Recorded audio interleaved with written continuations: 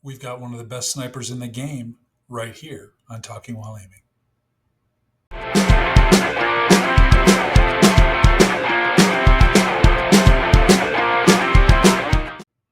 What's up, everybody? This is Northern Savage 95 with another episode of Talking While Aiming. Hope you're all doing well, shooting straight, and finding cover wherever you can. It's been a while since we've had a Talking While Aiming, and I wanted to say thank you for all of you that stayed patient and waited for me to get back out and putting out content. And for all the warrior women of AIMXR, I am sorry that your interview content got deleted and lost. I'm sorry. I did want to finish that interview and put it out, but the content was lost and it is not coming back. So, love to have you each on again at some point so I can interview you each properly and keep going. So, but we're going to keep going with new content. I am excited today to inform you that we have the sniper extraordinaire Sounding Light on our show today. He'll be stopping by in a little bit. Before that, there is some stuff we got to get through. So here we go. First of all, like we said, we're back. We're going to try and put out regular content so you guys can keep subscribing and checking out our content as we go. And now I want to start a new section where I acknowledge the people that have killed me a lot in the past week.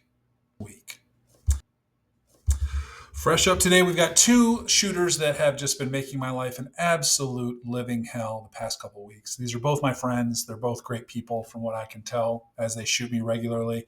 But I want to give a shout out to two players today that have just been lighting me up whenever we wind up on the same server opposite each other. So I would like to give a shout out to Sir Richard 1223. I think a lot of people here have probably been killed by Sir Richard in the past. He's a heck of a shooter, and he's dropped me more than a few times the past week. Also, I have to give a shout out to Dana 4795. Dana has a heck of a shot. She's been shooting me on the regular like crazy. I can't seem to go around a corner without getting shot by that woman. So those are two that have just been, doing a lot of damage lately. So shout out to them. They're playing the game well. This next section is not one that's going to come up a lot, but when it does, I do have to point it out. I actually had a pretty good run against a pretty good player the other day, and I've got to talk about it. So Grim Hustle, I know your name's popping up right now. I'm sorry that I had to kill you so many times the other day. I had a good run. I know what a great player you are. It doesn't happen that often that I get the best of you. So that's my little 2-second brag. I actually had a pretty good round against a very good player. Ladies and gentlemen, like I promised you, sniper extraordinaire, Sounding Light is here to talk a little AIMXR. Sounding, how you doing? I'm doing great. Thanks for having me on the show. Absolutely. When we talked earlier, you said that you actually had a thought of doing a podcast about AIMXR. How long have you been a fan of this game? Oh man, I've ever since I got my MetaQuest 2, which was like maybe 4 something years ago when it started Mhm. to become, I think it was about that time when that headset started to become really accessible to everyone for that 300 something dollar mark. Um, that was when I started getting into VR. Although I tried to get into VR much earlier than that, but where that technology was, you really needed like a $5,000 or $6,000 machine to do any of that sort of stuff. Um, but once that thing came out, man, I was like, let's see what we can find. And sure enough, I found SideQuest. I don't know if you're familiar with SideQuest, probably. Mhm. But that's where people were able to upload all their experimental games, and I'm talking games that are like super experimental that you're like, okay, this is ridiculous, but it's just a cool bulletin for people to put their stuff up there. Anyhow, I was just downloading everything. I'm a composer and a musician, so I was really looking for music apps, just to see. But I found AIM, and I was like, all right, this is cool, and that's when I started playing AIM. So I was like 4 or 5 years ago, and I haven't stopped playing it since. Wow. Okay, so you might be one of the original players of the game. 4 or 5 years of time invested. That's great. Yeah, my original name used to be OG Mike. That was like Okay. my original handle. Yeah. So some folks might remember that. You even used to be an OG Mike bot at one point. All right. That would indicate OG to me. That's very cool. So let's Agree. talk a little bit. Number one, I gotta ask. Okay, I've Sure. looked at your stats. Okay. By far, sniper rifle light years ahead of everything else. I think the next gun that pops up is a deagle. Yeah, yeah, Why are you so committed to the sniper rifle? Why is that yeah. the weapon of death for sounding light? Yeah. Well, like there's no doubt about it. Like when I first started playing the game, I was I wasn't using the sniper at all. I was using the Uzi, right? Mhm. Or is there an Uzi? Yeah, there's an Yes. Uzi, I think. Yeah. And I don't know, I just wasn't very good with it for some reason, but the sniper is basically a one-hit kill, right? Which is a super like how would you say it? It's there's definitely an advantage, right? But like you only get four shots. You have to reload, well not reload, but you have to, cock your gun Chamber around every time, right? every single time. And your shots have to be like on. Sometimes people think that you're kind of cheating when you're using a sniper, but man, if you really try to use it as your main weapon, like it has its advantages and disadvantages for sure. With any Um, weapon, there's always that advantage, disadvantage, but to see how far you've taken it, where sure. people refer to you as the sniper of death, I mean that says Really? something. Wow. Well, yeah, it's funny because like a lot of this does mean something to me. Like, the sniper, it's all about like patience and timing and control in one way or the other. Like, I'm not in super into control because I think actually the more control you try to have, the less the less you control you have. So the sniper is really about that. It's about patience and timing and like breathing and like being in the present moment, like really like being in the present moment when you're looking around and um being responsive and not reactive type of thing, because like I said, you really only get one shot. And then after that, you have to be really good at reloading. And that's one of my strengths too. Like I can shoot four rounds off, like bang, bang, bang, bang. Like I can shoot them off about that fast, um, and reloading even quicker. But I don't know. There's something about that gun that I like those sorts of things where it just takes an incredible amount of focus and there's no cheating, like with that gun, you know. It's interesting to me that you've almost identified a gun that you feel fits with how you see the world. Don't hold on too tight. Take it Oh easy. yeah. You've got to flow. I kept thinking of 38 Special, hold on loosely while you were saying that. It's like you got to just, you just got to have Yeah. the right temperament and the right attitude. I mean, like I'm really glad you said that because and I guess we'll talk about it later, but some of the fun hobbies that I do are philosophy, but I write about philosophy and things like that. And I've been thinking about AIM not really a long time, but last night I was really kind of coming together with like, there's a lot of meditation and Zen in playing this game. And it's not just like on the individual level, it's all kinds of things like with the community.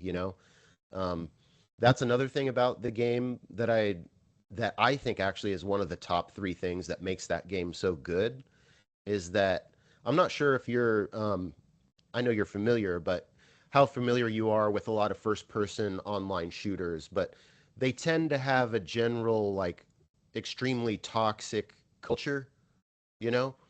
All Yes. kinds of, and like, I'm all about, freedom of speech. I'm not saying what people should or shouldn't say, but there is something kind of really beautiful about this game because it's kind of accessible to everyone, not just in playing it, but with the community. The community is very respectful for the most part and wholesome, you know? I would agree with that. And I think that so many of the community members that are older set the tone for some of the younger players that come on. I've had so many younger players say as they're leaving, "Hey, you know what? This is the best lobby I've ever been in," Yeah. or this was different. All these people in here are talking respectfully and nice. I Yeah. think of it more as like a paintball with my friends than Dude, you yeah. know, That's actually how I explain it to some of my friends. I'm like, it is a first person shooter and you are like in a Wild killing West town, but you you're are you are killing your opponent, but it's really more like paintball to me, like you just said, because it really is like, it has that sort of community aspect to it. And Not to say there isn't toxicity in there once in a while, but it is so vast and so different, that it's one of those things that keeps me coming to it because it makes me laugh every time I play that game. Every time I I play could that game, I laugh. Like, I you couldn't know, agree more. All right, let's move on. I want to know about the best map for Sounding Light. You're a yeah. sniper. Clearly, you've got range. What's the map that you find you do the maybe not even that you do the best on, but maybe that you just have the most fun with or you have the most challenge with? Yeah. I really like the Blizzard map a lot. Um, One, because it's one of the original maps, and I kind of have a thing for like, when the games first started, they had some original maps and they kind of stick with me and it's like, yeah, this is what it used to be like. This is the first map type of thing. Even I know that wasn't the first map, but it was part of some of the first maps. Mhm. But it's got that kind of like perfect balance of like open-sightedness and chaos and motion. I was going to say there's a If lot of that makes sight lines in sense. there that can really mess you up. Yeah, but it's also it can be chaotic. I like how it forces stillness sometimes. Mhm. Um, and you have to make very quick decisions in that map. It's not like people would expect me to think Black Mage is my favorite map because I'm a sniper, but Yeah. you know, there's a lot of stillness in that map, Black Mage, because it's so big. So you can't really, do or it's not as chaotic. Um, but like I said, it forces you to make quick decisions, and also you have to really trust your instincts, which is something that's cool about that game when you're in that map. Um, if that makes sense. That's why I like that map a lot. That's a great answer. Let's Yeah, talk about your 5-person assault team. Now, knowing sure. full well that you could probably hang back and pick people off as they come in view, an assault team may not be your bread and butter. But I told you that I wanted you to put together a 5-person assault team. I know you've got a deep bench of friends. Yeah, it's a Who tough would one. who would you put together? Yeah, well, the two that I would definitely pick first would obviously be Lady J and Clinton Buzz or BZ. Um, Mostly because not only because I mean, first of all, Lady J is just like got killer instinct. I mean, obviously she's an amazing player, um, but she's also very authentic in her own way and very easygoing. But really good player. Obviously, she whoops my butt all the time. Um, Clinton, same I thing. can't find a major weakness with her. Like there's times Yeah, when I get her and there's times when she gets me, but she doesn't have a lot of holes in her game that I've yeah, observed. yeah, yeah. If you So asked Lady her that, J, Clinton Biz, two great ones.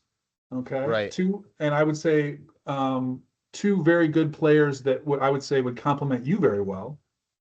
Mm-hmm. Both hard chargers, both probably rocking full auto, I would imagine. You've got Yeah. space. I'm assuming that you're going to tag along too. So you've got space for two more. Who else are you going to include? Yeah, it would definitely be. It's usually the people I play with most, so it would probably be one of the two Stray Jays or J Strays, because I know Okay. I think there are a couple. They Um, are. and I really don't want to leave anybody out. There's a lot more, but Kairukin, you know that one? Karukin. I am well, Yeah. yes, I am well Um, familiar with him. Obviously Excellent he's really players. good. Yeah, I mean they're all really excellent players, but I think that they're all something that has nothing really to do with their skill, really, is that they're all kind of funny in their own way. Especially Kai. I call him Kai. And Clinton, obviously. We have this whole like side thing going of like how we call each other cheaters and hackers so often that people in the game actually think that we're serious and we're cheating, or like I'm like gonna report Clinton. And so we have this whole like this whole game that we play on our own, like we pretend like we're gonna like what do you call it, report each other and stuff like that, and like people on the game are like, oh no, the guy's cheating, how do you cheat, you know Yeah, where's the aimbot? I really want that. yeah, exactly. And it, Well, it goes back to like you put together an assault team that is no joke. I would very much like to see it go up against some of the other teams that have been put together. What I'm going to Hmm. do as this pod progresses is I'm going to get all these guests to name their 5-person assault teams. Then hopefully down the Yeah, road, I'm going to have a little tournament where I can put all these 5-person assault teams against each other and let the chaos ensue. yeah, that's a great idea. I like I that. sort of once in a while I'll think like, man, wouldn't it be so cool if like this is one of those games that in 15 or 20 years like they have some strange like like real playoff like they do with Street Fighter, you Oh, know? absolutely. And we're like the original Mavericks that are like the first ones that are playing it and we're all playing each other. That would be really funny. Sounding, I would love to see that happen. I would love to see people come on my show and do shout outs and grudge matches and sounding Yeah. lights. Sniper Extraordinaire team is taking on, Wise Wolves, AIM XR Wolves, and we have some Oh, fun, he's and another go one at it. too. Like, man, if I didn't have those other five, like he's definitely another one because he's an amazing player too. I actually interviewed him right before I interviewed you. I'm going to do 2 separate shows and I'm going to split the content, but I hope you watch it because it's pretty good. Oh, So, definitely. I've all right. watched all of your videos, every single one. So Thank you very yeah, much, man. All yeah, I right. love him. All right. Do you have a nemesis? Is there someone out there that just constantly gets you and you can't seem to get them back? Yeah, All right. and that was actually going to be a person that was going to be on my list also, but like I said, there's too many. But Jay Dashla, I wouldn't say she's my nemesis, but like she's constantly like, she's constantly murdering me, you know? Um, and I she's an understand. amazing player. Doesn't mean I don't get her, like I get her back, but it's just like, man, she's constantly, you know, yeah. So I would probably say her. People might think I would say Clinton though, too, because usually Clinton and I play on the same team, but sometimes it'll switch us up, right? Mhm. But if that happens, he's definitely my nemesis because like we have this whole crap talking thing against each other. That's a joke, but when we're on opposite teams, it becomes like a real thing, I you know? I I can fully see that. I know how he acts in those lobbies. He's he's a fun guy to play against. Dude, he's Let's shift hilarious. gears a little. Let's shift gears a little bit. I want to circle back to the All-Star game. I'm guessing you've sat in on a few tournaments. I do want to touch on that. But I did Sure. want to ask you about your hobbies and things you do. Now, you mentioned that you're a composer, that you're someone who's very much into music. Yeah. How do you spend your time doing that? I see some of the equipment behind you. Yeah. Well, it's like art and music is both like my life and my work. Right Hmm. now I work as a composer on a lot of different projects, but mainly I work at a game dev company and I wrote music for Borderlands 4, which just Okay. came out. Um, so that's like a big, not only is it my work, but it's also could be considered my hobby because I'm a student of North Indian classical music, and that's a deep subject, but you could sort of consider it a hobby because of how deep it is. Mhm. And for me to say that I was a professional at it would be insulting to the art form. Um, but all that aside, I really like playing darts. I'm really into darts. I'm not anymore, but I used to be on dart leagues. That was really fun. Yeah, and just walking and reading, and I do write a lot of philosophy papers. Okay. Yeah. Outstanding. Sounds like a well-balanced um, time away from work to do things. I like that. Oh One yeah. thing I do want to ask you is, do you have an old school video game that is your jam? Yeah. God, these are so tough. So like I think you and I might be like around the same age. The first gaming system I had was the Sega Master System. So that was like right before I think the Nintendo or around the same exact time when the Nintendo came out.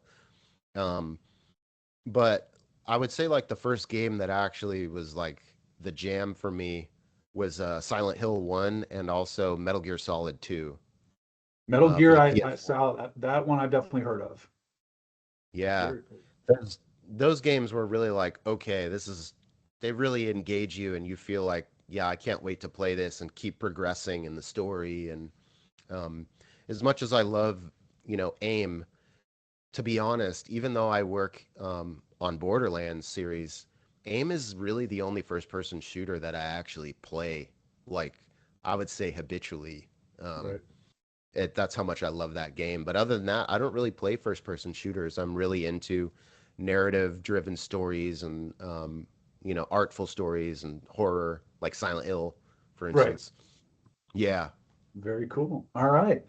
Well, I want to wrap up by getting your thoughts on the future of AIM. You've played in all-star games. You've played against players that are very good. Yeah.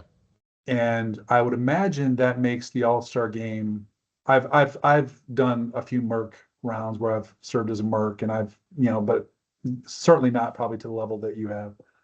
When you look at all-star games in the future, what would make them more entertaining? What would make them more challenging? Or what would just make them different than just lining up against a bunch of regular players and playing? What needs to make an all-star game special? Yeah. It's kind of a hard one. I mean, because right now, I think that those games are mostly just like bring your skills to the match and then this is what we're going to do.